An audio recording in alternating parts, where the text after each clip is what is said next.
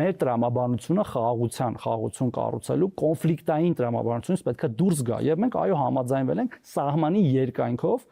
դրանք չլինելու երրորդ կողմի ուժերի։ Ընդդիմությունն էլ ասում է ամենին ձիճելով եք համաձայնեցրել։ Կներեք, էլի ընդդիմությունը դեմ էր Եվրոպական միության դիտորդների տեղակայմանը, նույնիսկ դեմ է քվեարկել բանում ազգային ժողովի, թող անկապ չխոսան, էլի։ Հիմա էլ ասում է մեր երաշխիքը հանում է։ Հա, լուրջ, բա որ երաշխիքը ինչի են դեմ քվեարկում է դիտորդներին ստատուս տալու։ Թե պարզապես իրանց բանը տերերից հրահանգ են ստացել ինչ որ տեղից կամ ինչ որ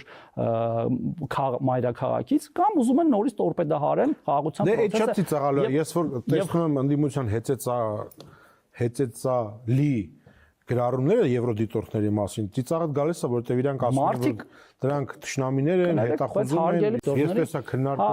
տեսա քննարկում են, որ հա, դուք գրառում եք նրա մասին, հա, որ Մոսկվային, Երևանում Մոսկվայի սատելիտներին, մյուս քաղաքական ուժերին, որ չեմ մեղք վերցնի ին վրա կապել այդ